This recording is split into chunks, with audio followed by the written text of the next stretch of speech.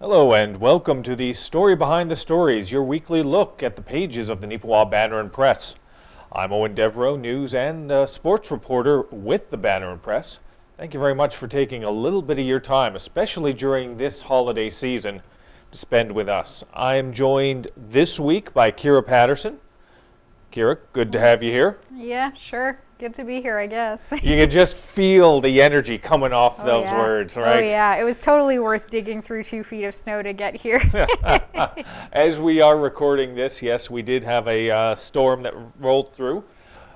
A little bit of an inconvenience, but that's 2020 for you. Yeah, it happens.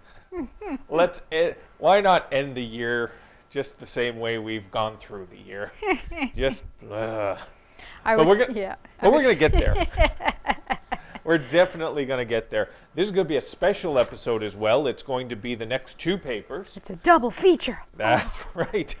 The 25th of December, which we're going to be talking about right now. And then we're going to segue seamlessly, I'm sure, into the January 1st, 2021 edition of the Banner Press. So let's start off with this Christmas edition. Although technically our Christmas edition was last week, but this is by the calendar, the Christmas edition, December 25th. And a little bit of festive spirit right on the front page with the headline, "In Awe of the Season." We received this picture a little late in the game. We are very appreciative of the individual who sent it. Thank you very much. I forget the name of the person off the top of my head, but whomever you are, mystery photographer. Nicole Susky, that's her name. I had to look at the photo credit for a minute, but that's her name. We do appreciate it. In a way, it does capture the essence of the holiday. There's still that little bit of wonder in young people about the whole mystique of Christmas. You remember that before the reality just crushed your soul, Kira? Back when the snowflakes made my eyes glitter. Yeah, I don't believe that for a second. Yeah, I don't know. Yeah. I was just putting words together. I don't know. You were always cynical. Oh, that's probably true. But we are very appreciative of that. It was made for a nice front page. Mm-hmm. And, better front page than what we had, I think. And not that the front page wasn't important, but let's end off on a happy note. Yeah. The one thing I think that we could have done with this front page that we didn't do, the kid, his face is like in like awe of the Christmas lights and stuff like that. But it almost looks like where we put the words, it almost looks like he's saying something. So we should have put like a little word bubble and like saying like, "Ooh, pretty lights," or something like that. I don't know. It would have worked because you just have a word bubble going straight to his mouth, wide open mouth, or like a Christmas carol. You can pretend he was caroling. I don't know. We could have done something with it. Oh, geez. Now you're coming up with creative ideas. I know. I lost my creative juices until we finished the paper. Where was this throughout 2020? Sorry. Well, that brings up some optimistic hope for 2021 then. We talked a little bit about what we had initially on the front page, but you can still see that story on page 2. And it is an important story. Some rapid testing for COVID-19 will be available and is available as we speak right now for individuals at Country Meadows. The personal care home here in Neepawa was one of 3 sites in the entire province of Manitoba that was selected to be part of this pilot program. They're trying something out here, seeing how it's going to play out, how it's going to work. The staff with Country Meadows are going to be able to receive access to these rapid tests. It's a volunteer basis. It's not like they are mandated that they have to take these tests, but from the bits and pieces we've heard, I mean, they're receptive to it. They see the viability and the significance of it in a care home, and there are people that are stepping up. It's happening over a 4-week span, and they're just looking at ways to better test and better get a feel for the efficiency and the effectiveness of these broadened surveillance testing techniques. And, we talk a lot about the vaccines that are now out there for COVID-19. We don't have access to them yet. I don't. Kira, did you? No, I'm not special. Yeah, it's not. Okay. Not yet. But they are out there, and they are slowly starting to siphon out to individuals that are in need and are the most vulnerable.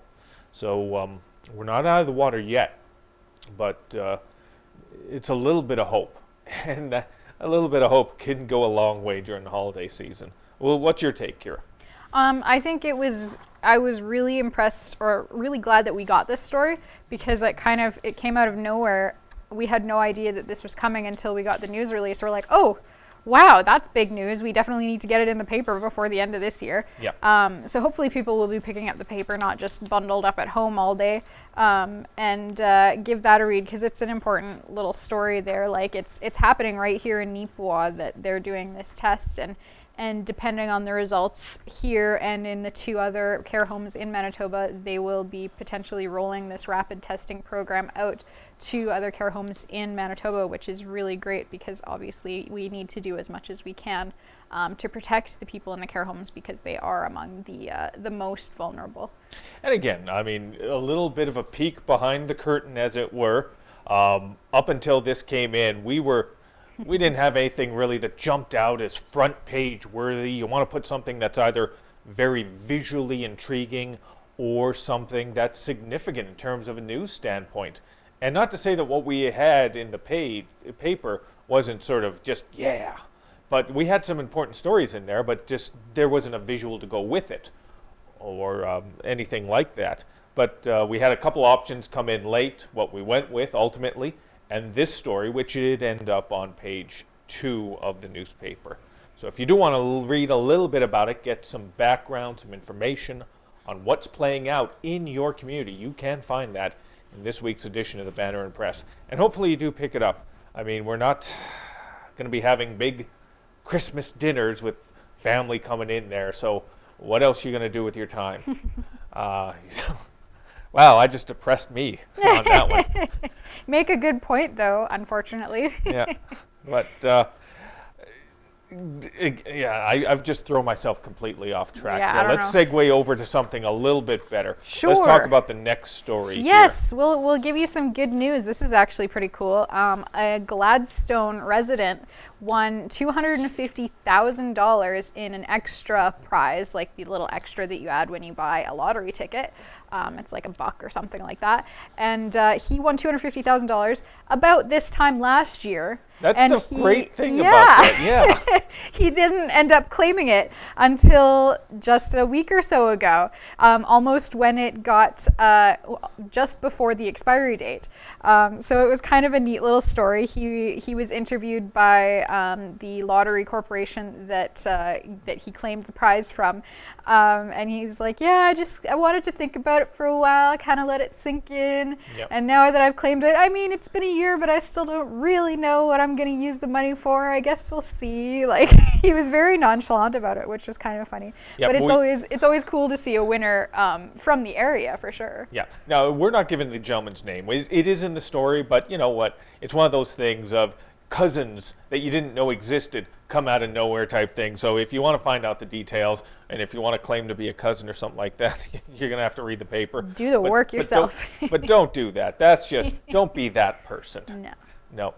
We have to commend the individual. Congratulations on that. And congratulations on being one patient person. I'll be honest, if I had won something like that, I'd have been done. Oh, yeah. Done. Yeah. Yeah, exactly. It's like, oh, I got my money, I'm out of here. Yeah. But now he's like, I got to live my life a little, still keep it normal for a bit before I take this $250,000. Yeah. And again, $250,000, I mean, it's great. You can buy some of the toys, some of the things you want, but you still got to I think you got to still keep working. Well, I mean, potentially. I guess it depends on where you're at in life. Like some people, if they're pretty close to retiring, this might give you an early retirement. Or if you have retired, then this kind of makes life a little easier for you, that kind of thing. But yeah. I would probably... Obviously, you would still have to keep working. I mean, I'm not close enough to retirement, unfortunately. Yeah. Unfortunately, neither am I. I'd have to still keep working on that, you know. But that'd be all right, though. You know, everybody has those little dreams of, if I won the lottery, I'd do this and this and this. So it's one of those things. It's sort of, you know, what would I do $250,000? It would be kind of fun. Yep. I would buy name brand cereals. Yes. Not that generic stuff anymore. Get that tiger on my box. Hey, it is great. It is great. I've heard. Congratulations, and you can find that on the Rural Outlook page on page 7 of the 25th edition of the paper. Right next to it, something else to do with finances, but in terms of fundraising. It's wonderful to hear these types of stories, and they become so plentiful during the holiday season. So many people want to step up and help out others, and it was wonderful to see how Riverdale Colony did that as well. They decided that they were going to be donating some soybeans, I believe, from their acreage, 45 or 50 acres, yeah. 45 acres. So they donated that money, and they gave it to the Canadian Food Grains Bank.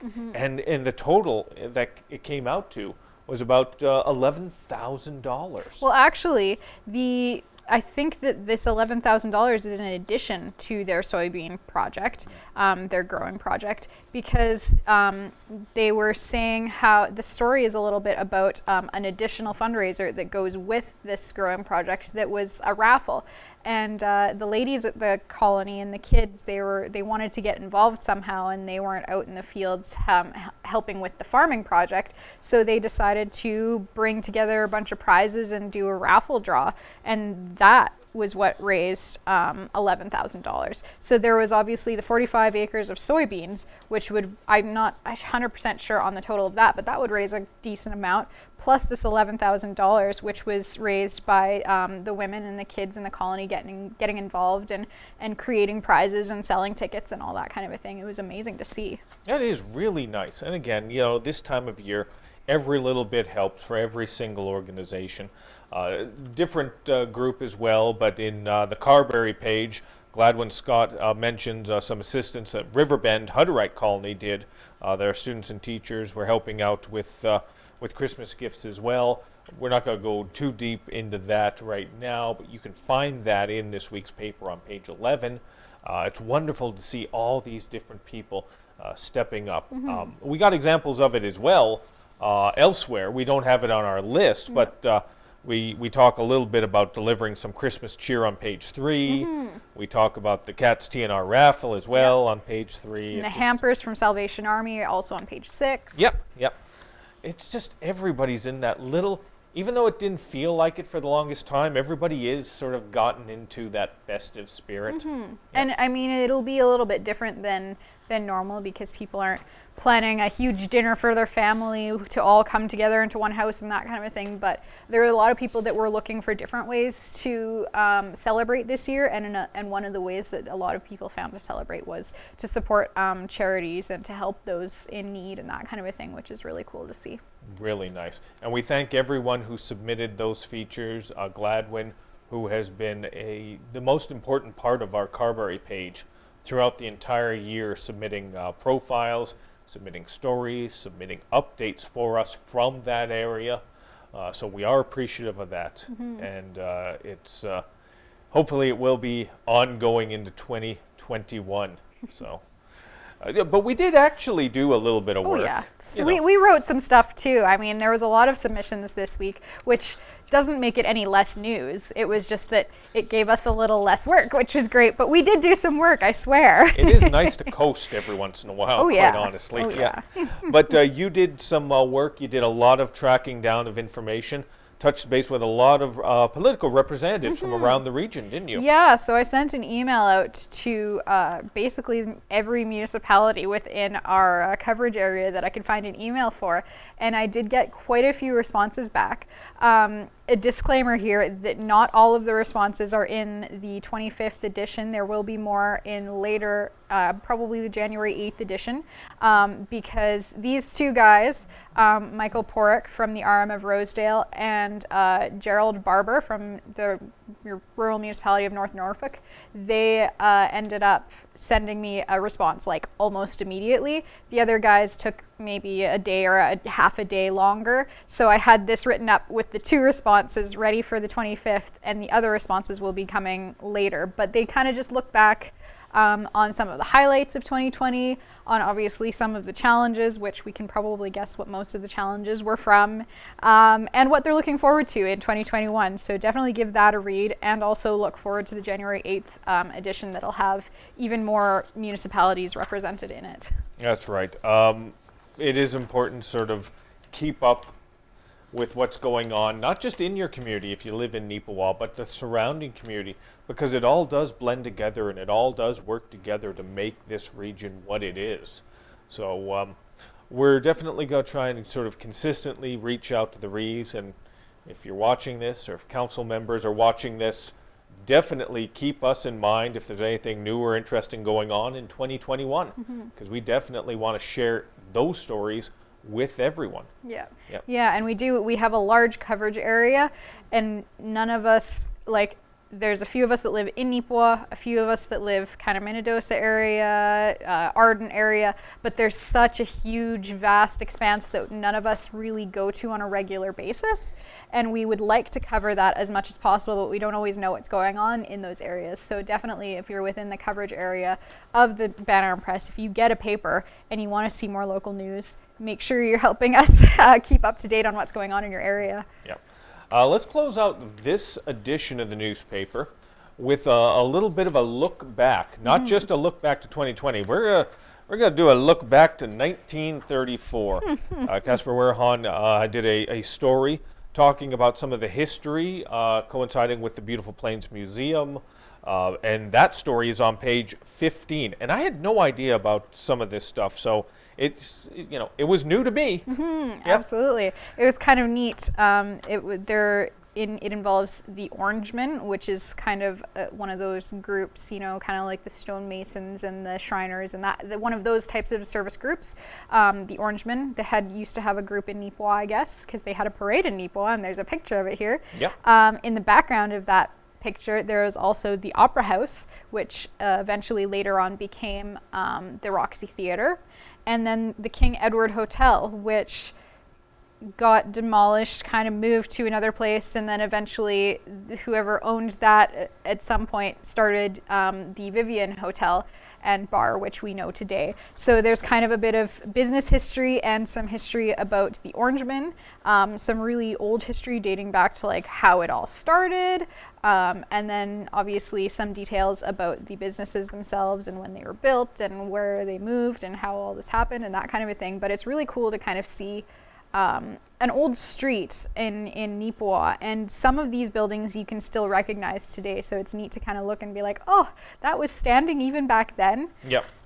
And again, it was great because I didn't even realize that that was that street until it was pointed out to me that the Opera House and the Roxy, and it was like, oh my God. Is that Hamilton Street that the Roxy is on? Yes. Yeah, yes, so that's yep. Hamilton Street is where this parade is taking place on the picture. Yep, and then it just opened up and it was like, oh, okay, and then there's those buildings that are run down now. Now, unfortunately. You know, and then that's where the town's office is.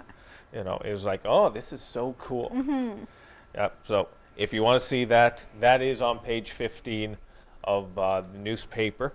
And that is, I mean, it's relatively quick, but it's the December 25th edition of the Neepawa Banner and Press, and that's what that was for this year. But if you think we're going to call it a year early, I'm sorry, you got another thing coming here, because we do have, this is a sneak peek, this is an exclusive. If you're watching the week of Christmas, you're getting, this is the like time machine. You're getting a look at the future, because here is a look at the front page for the January 1st, 2021 edition of the Neepawa Banner and Press.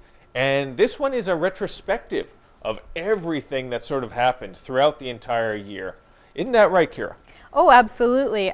We put a lot of work into this. We looked back quite far. It feels like we looked back forever, but it was only 12 months, obviously. But we did get some highlights from every single month of 2020.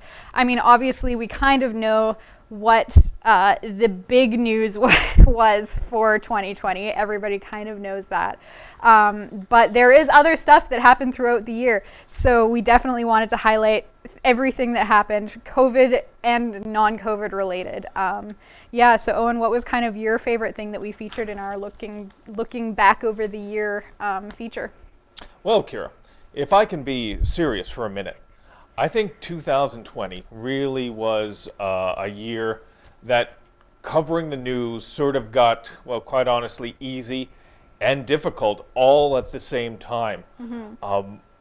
Most likely, you just look on page 2 We split it up into 4 different pages where we do our year in review, and 3 months on each one of those pages.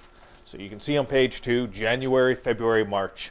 And there was, first off, we marvel about this at as we were putting the paper together. Look at all the pictures, and look at all the groups of people together. I know, they're all too close. What is going on? And remember when that used to be a thing where you'd actually talk to people face to face and not hear muffling because of a mask? Yeah, I mean, 2020 started so promisingly. We were like, oh, look, there's curling out on Lake Minnedosa. Oh, look, the middle school opened. It's so amazing. Oh, look, there was figure skating, there was hockey, there was all this stuff going on.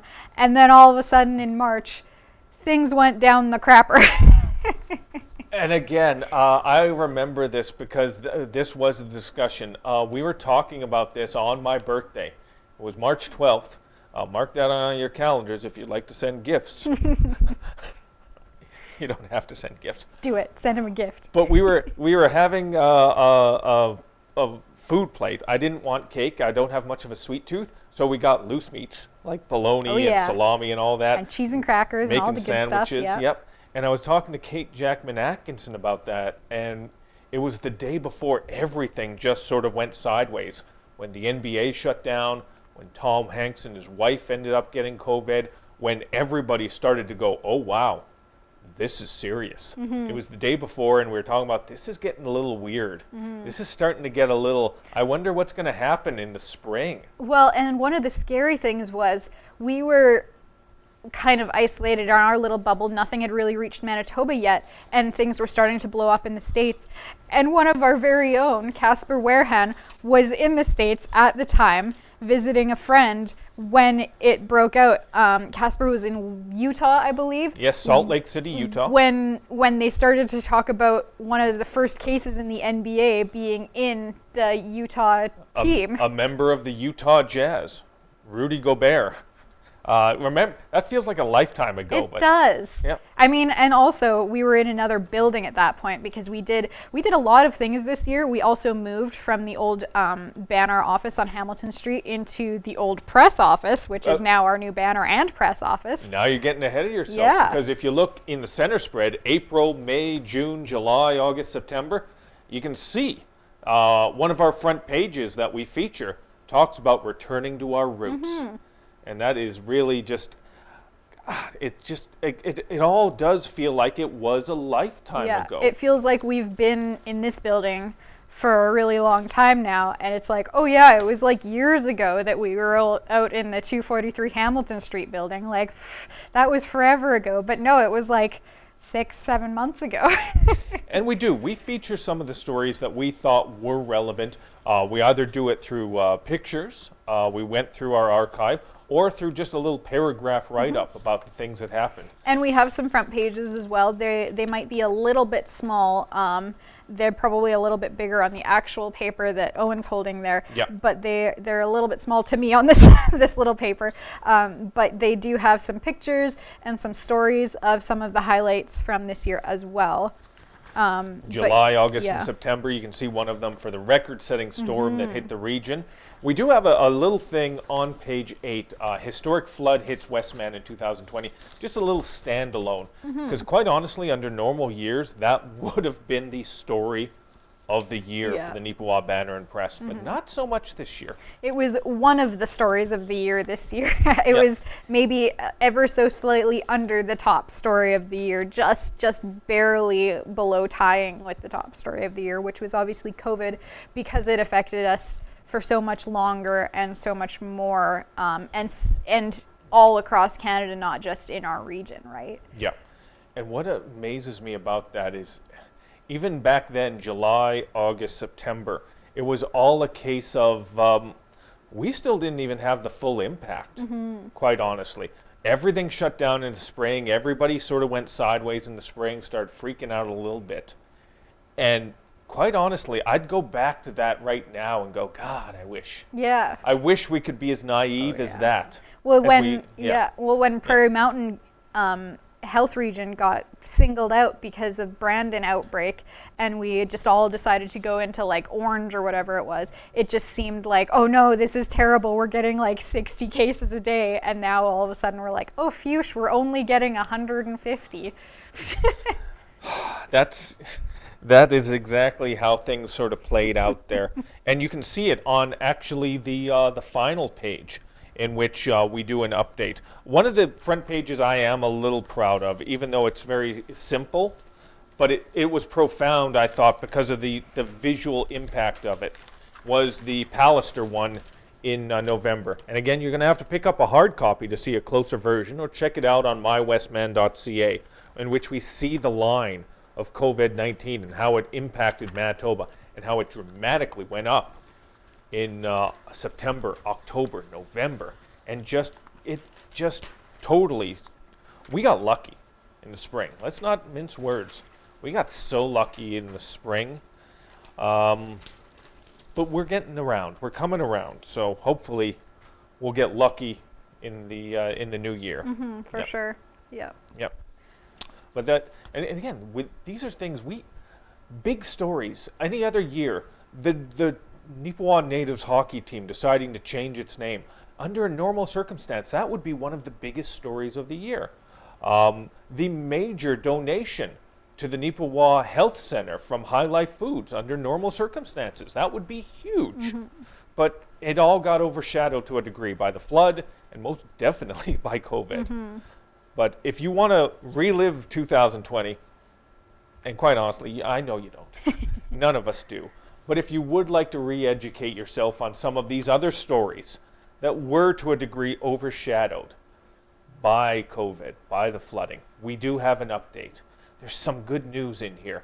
There is some positivity in here, believe it or not. 2020 is going to leave a positive impression on a few people in a few ways. And hopefully you were one of those people that was positively impacted. And if you weren't, then yeah, we're there with you. You know, it's better days, God willing, are ahead. Mm-hmm. Yep. But what do you want to throw in there, Kira? Anything else you want to add before we start to wrap up? I don't think so. I think we covered it pretty well. Basically, just we do have some good news stories. So yeah, don't forget to kind of look at more than just maybe the pictures of COVID and all that kind of a thing, because there are some good things that came out. Well, for example, we got a bike park in Neepawa. That's really cool. While we did have to socially distance, there were ways that people decided to still keep the spirit of things that they wanted to celebrate, such as graduation and all these different kinds of things. So there was good things that came out of the year, even though there was some really bad stuff that happened. Yeah. But yeah. And quite honestly, just right off the top here, personally, I think it's a cool looking paper. Mm-hmm. I mean, we put a lot of work into the aesthetic design of it. That was mostly Eoin. Well, I didn't want to say, but you know. I played with fonts. Yeah, she came up with the font. It was a much better font than I had come up with. So check that out, even for just the aesthetics of it. And some great pictures that were submitted and taken by our staff. It's something we're going to be proud of. Mm-hmm. So, but we already got to look ahead to the new year. Yes. And new stories that we're going to have to chase down for the January 8th edition. So we're going to need your help in 2021. If you have any ideas, any submissions, any story ideas you want us to be covering, we would love to hear from you. You can call us at 476-3401. You can talk to us via email over at news@neepawabanner.com or pages@neepawabanner.com. If you have some advertising you'd like done, creative@neepawabanner.com. Or if you just want to say good job or, you know, get out of the business, because we've received both, we'll accept that too. Sign your name to them though, because, you know, otherwise we can't print your letters. Yeah, yep. we want to print your letters saying that we suck, but if you don't put a name at the bottom, apparently we can't. And in 2021, hopefully we will suck less. We can only hope. Yeah, and hopefully to the year will as well. So we thank you very much for the time and supporting us throughout 2020, and we hope to see you again in 2021.